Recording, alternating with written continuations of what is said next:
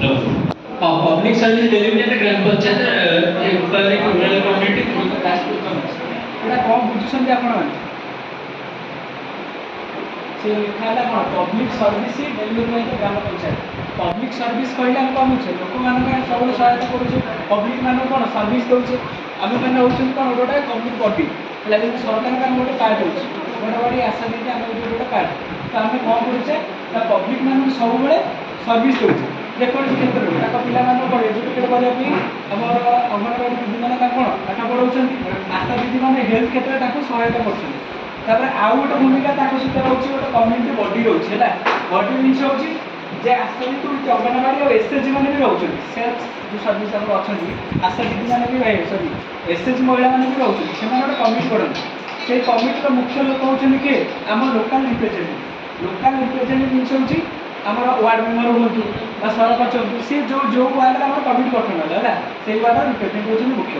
ସେ ଫାଷ୍ଟ କ'ଣ କରୁଛନ୍ତି, ଆମେ ଯେଉଁ ଏରିଆ ବେସିସ୍ରେ ରହୁଛେ ତ ସେଠି ଆମେ କ'ଣ କରୁଛୁ ଗୋଟେ କମିଟି ଗଠନ କରୁଛୁ କିଛି ଲୋକଙ୍କୁ ନେଇକି, ଯେମିତିକି ହେଲେ ଆମର କମିଟି ଗୋଟେ କ'ଣ ଅଙ୍ଗନବାଡ଼ି ଦିଦି ରହିଲେ, ଆଶା ଦିଦି ରହିଲେ, ତ ସେମାନଙ୍କ ଭିତରେ ଆମେ ଗୋଟେ କୋର୍ଡ଼ିନେସନ୍ ରହୁଛେ, ଆମେ ଗୋଟେ ଗ୍ରୁପ୍ କରୁଛେ। ସେଇଟା କହୁଛି ଆମେ କ'ଣ ଏ ଯେଉଁ ଏମ୍ପାୱାରିଂ ରୁରାଲ୍ କମ୍ୟୁନିଟି, ଗୋଟେ କମିଟି ଗୋଟେ ଗଠନ କରୁଛି। ଆମେ ରୁରାଲ୍ ମାନେ କ'ଣ ଗାଁ ଗହଳି ମାନଙ୍କରେ ଆମେ ରୁରାଲ୍ କୁହାଯାଏ, ବାକି ରହିଲା ଅର୍ବାନ୍, ସିଟି ମାନଙ୍କୁ ଅର୍ବାନ୍ କୁହାଯାଏ। ତ ରୁରାଲ୍ରେ ଆମେ ଗୋଟେ କମିଟି ଗଠନ କରୁଛେ, ସେଇ କମିଟିରେ ଆମେ ବିଭିନ୍ନ ପ୍ରକାର ଇସ୍ୟୁ ଯେଉଁଟା ପବ୍ଲିକ୍ର ରହୁଛି ଡିମାଣ୍ଡ, ତ ସେଇଟାକୁ ଆମେ ତାକୁ କେମିତି ଡେଲିଭରି କରିବା, ଡେଲିଭରି ମାନେ ତାକୁ କେମିତି ସୁବିଧା ସୁଯୋଗ ଯୋଗାଇ କରିବା, ହେଲା। ତ ନେକ୍ସଟ ଆମେ ଦେଖିବା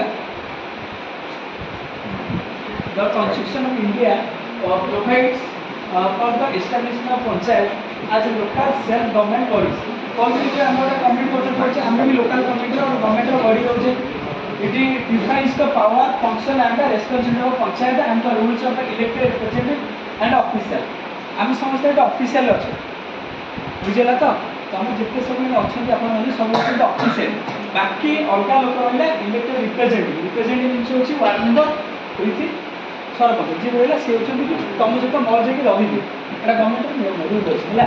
तो से कौन करते गोटे जो कहते बडीटा गठन कर लोक मैंने सेल्फ डेलीवरी केमी देवे, जमी आपर है कौन गोटे सपोज गोटे पिलाटा पढ़ी पानी जापानी आम आशा दीदी कहे कहीपर तो आम क्या जरिए जाने से रिप्रेजेंटेटिव जरिए, तो आम रखा पड़ो, बुझे तो जेहेतु से एरिया बेसीस रोचे वार्ड रोचे, तो आम गोटे रिप्रेजेंटेटिव सहित आम बडीटा आम गठन करके यहाँ गवर्नमेंट आम संविधान अच्छी है।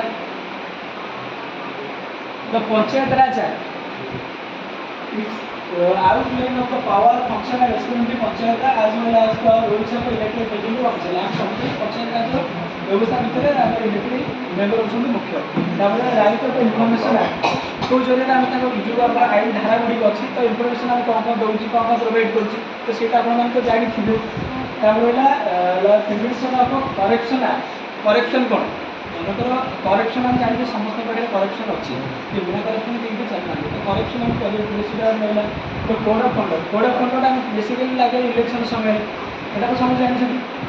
आउ रहा audit and account rules, audit हो पंचायत ऑडिट हो ऑडिट हो ऑफिशियली ऑडिट हो खाता पत्र जहाँ अच्छी ऑडिट हो। बाकी रहा ग्रीवेंस एंड रिप्रेशन मेकानिज्म है।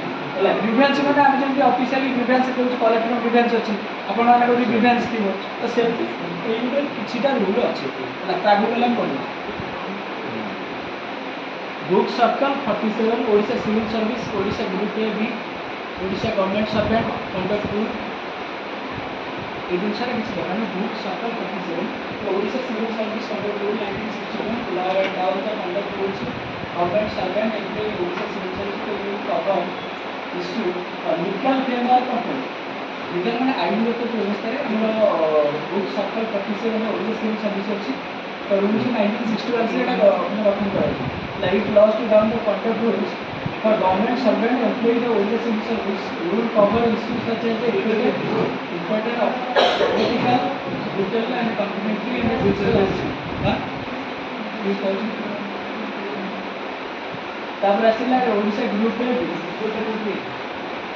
Group A and B service एटा किसी आवश्यक नहीं, किंतु जानी हम दरकार समस्त Odisha government servant under rule 19 various ये सब कौन आम जिनसा जाने लोक पाखे पहुँचे आज ये आप्रे ये जिनसा अच्छी यहाँ बेसिकली किसी नीड ना कि आम जानते दरकार। जीपीटी हाँ यहाँ दरकार जीपीटी ग्रुप गवर्नमेंट ଲୋକମାନଙ୍କ କେମିତି ସୁସମ୍ପର୍କ ସ୍ଥାପନ କରିବେ ଆମ ଜିପି ସହିତ ହେଲା।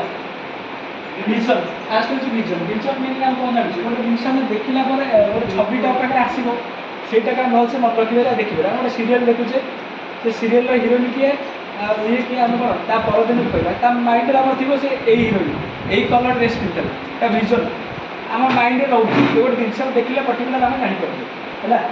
Initial benefit to development under the various scheme, ଗୋଟେ ସ୍କିମ୍ ଆସିଲା ତ ସ୍କିମ୍ ବିଷୟରେ ଆମେ ଜାଣିଲେ ଆଗକୁ ବଢ଼ିପାରିବା ହେଲା। And response service benefit to residents to GP through good governance ହେଲା। Responsive service benefit to all residents GP through, panchayat ଜରିଆରେ ଆମେ ଲୋକମାନଙ୍କ ପାଖରେ ପହଞ୍ଚିପାରିବା ନା ଆମେ ଡାଇରେକ୍ଟ ଯାଇକି କହିବା ମୁଁ ଅଛି ଆସ ତୁମକୁ କରିଦେବି। ସେଥିପାଇଁ ତ ଲୋକାଲ୍ ରିପ୍ରେଜେଣ୍ଟେଟିଭ୍ ତାଙ୍କ ସହିତ ଜଏନ୍ କରାହେବ ବୁଝିଲା ତ। ଗୁଡ୍ ଗଭର୍ଣ୍ଣାନ୍ସ ଆମେ କେମିତି ଲୋକଙ୍କ ସହିତ ଆମେ ସୁସମ୍ପର୍କ କେମିତି ସ୍ଥାପନ କରିବା, କିଛି ଆମେ ସେ ଯେଉଁ ବଡ଼ିଟା ମାନେ ସେ ଫାଷ୍ଟ ଷ୍ଟାର୍ଟିଂରୁ କହୁଛି ସେ ଯେଉଁ ବଡ଼ିରେ ଅଛି ଆମେ ସମସ୍ତେ ଗୁଡ୍ ଗଭର୍ଣ୍ଣାନ୍ସ ରହିବେ officially with elected representative both R same ହେଲା। ଆମେ ତାଙ୍କ ଜରିଆରେ କିଛିଟା ଯେଉଁ ବେନିଫିଟ୍ ଡେଭଲପମେଣ୍ଟ ଅଛି ଭ୍ୟାଲ୍ୟୁ ସ୍କିମ୍ ଏରାକ ଲୋକମାନଙ୍କ ଯେଉଁ ବେନିଫିଟ୍ ସ୍କିମ୍ ଏରାକ ଅଛି ଆମେ ଲୋକମାନଙ୍କୁ କେମିତି ପହଞ୍ଚି ପାରିବା ତାଙ୍କ ସହିତ ସୁସମ୍ପର୍କ ସ୍ଥାପନ କରୁ। ଆମ ଭିତରେ ଆଗ କମିଟି ଗଠନ କଲେ ବାକି ତାଙ୍କ ପାଖକୁ ଯାଇକି ଆମେ ଲୋକମାନଙ୍କୁ ଡେଲିଭରି କରିପାରିବା ଜିନିଷ ହେଲା। ଭିଜନ ପ୍ରଥମେ ଆମେ ମିଶନ କରୁ। ମିଶନ କ'ଣ ହେଉଛି, ମିଶନ ମିଶନ ଶକ୍ତି ମିଶନ ମାନେ ଆମର ଗୋଟେ ଟାର୍ଗେଟ୍ ଲକ୍ଷ୍ୟ ଲକ୍ଷ୍ୟ ଲକ୍ଷ୍ୟ ମାନେ ଆମେ ଗୋଟେ ଜାଗାକୁ ଯିବା ମନେକର ମୋର ଯିବାକୁ ଅଛି ପୁରୀ ଯିବାକୁ ଅଛି, ମୁଁ ଡାଇରେକ୍ଟ ପୁରୀ ଯିବି ଚାଲିବିନି, ଡାଇରେକ୍ଟ ପୁରୀ ଯିବି। ମୁଁ ଯଦି ପୁରୀ ଆସିବା ପାଇଁ ଚନ୍ଦନପୁର ଯିବି, ପୁରୀଟା ମୋ ସିଧା ବାଟ, ମୁଁ ଏପଟେ ଯିବି ଚନ୍ଦନପୁର ଯାଇ କାକଟପୁର ଯାଇକି ସାଡ଼େ ଯାଇକି ଆଡ଼େ ଯାଇକି ଆଇଲା ବେଳେ ପୁରୀ କ'ଣ ମୋ ବାଟ ହେଇଯିବ। ତ ମୋ ଭିଜନ ମୋ ଟାର୍ଗେଟ୍ ମିଶନ ହେଉଛି ମୁଁ ପୁରୀରେ ପହଞ୍ଚିବାର ଅଛି ବାଇ ସର୍ଟକଟ୍ ଯେମିତି ହଉ ମୋତେ ପହଞ୍ଚାଇ ଅଛି ମୋ ଟାର୍ଗେଟ୍ ଗୋଲ୍ସ ସେଇଟା କ'ଣ ମିଶନ। ଗୋଟେ ଟାର୍ଗେଟ୍ ଆମେ କରିବା ମନେକର ଏଇ ଲୋକଟା 500 ଲୋକ ବାଛିଲେ ଯେ ଏଇ ଲୋକର ମୋର ନିହାତି ଘର ପାଇବା ଦରକାର, ଆଉ ମିଶନ ଅଛି ସେଇ ଲୋକଟାକୁ ଆମ ଘର ଦେବା ଦରକାର ନିହାତି। ତ ଟାର୍ଗେଟ୍ ଆମର ଗୋଲ୍ ସେଇଟା, ତାକୁ ଆମେ କ'ଣ ଗୋଟେ ମିଶନ ଦେବୁ। এই মিশনটা আমি 5 জন মিশন আছে এটা সক্সেসফুল করে এটা হচ্ছে মিশন ହେଲା। তো মিশন କ'ଣ ଅଛି, to ensure effective implementation of value scheme promote to equally to distribution of development benefit. ହଁ ଲୋକମାନଙ୍କ ଭିତରେ ଆମେ ଡିଷ୍ଟ୍ରିବ୍ୟୁସନ୍ କରିପାରିବା ଯେଉଁ ସ୍କିମ୍ ଏରାକ ଅଛି ମନେକର ମୁଁ 5 ଜଣ ରହିଲେ 5ଟା ସ୍କିମ୍ ଆସିଲେ 5ଟା ସ୍କିମ୍ ଆମେ ଡିଭାଇଡ଼ କରିବା ଡିଷ୍ଟ୍ରିବ୍ୟୁସନ୍ କରିବା। ତୁମର ସେ ସ୍କିମ୍ଟା ତୁମେ ବାଣ୍ଟିବ, ସେ ସ୍କିମ୍ଟା ସିଏ ବାଣ୍ଟିବ, ସେ ସ୍କିମ୍ଟା ସିଏ ବାଣ୍ଟିବ। ବାଣ୍ଟିଲେ ଆମେ କ'ଣ ଅଧିକ ଟିକେ ସହଜ ହେଇଯିବ, ଲୋକମାନଙ୍କ ପାଖରେ ଶୀଘ୍ର ଶୀଘ୍ର ପହଞ୍ଚିପାରିବ ହେଲା। ତାପରେ response to service delivery to all resident of ଗ୍ରାମ ପଞ୍ଚାୟତ, ସବୁଥିରେ ମୁଖ୍ୟ ହେଉଛି ଗ୍ରାମ ପଞ୍ଚାୟତ।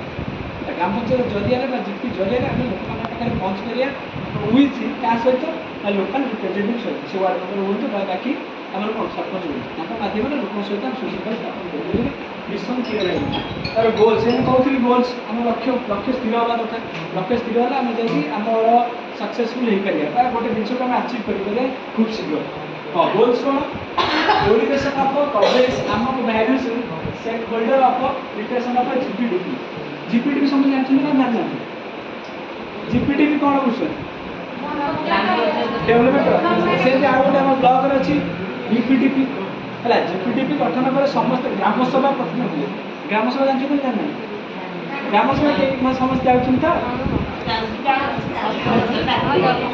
ଟିକେ ଯାଉଛନ୍ତି କିନ୍ତୁ ପ୍ରାୟ ଆବସେଣ୍ଟ ରହୁଛନ୍ତି ପାଞ୍ଚ। କିନ୍ତୁ ଗ୍ରାମସଭାରେ ଆପଣ ଯାଆନ୍ତୁ, ଆପଣ ଅଫିସିଆଲି ଆପଣ ଯେ ଲୋକ ଆସନ୍ତି କି ନ ଆସନ୍ତି ଆପଣ ଯାଇକି ଏମିତି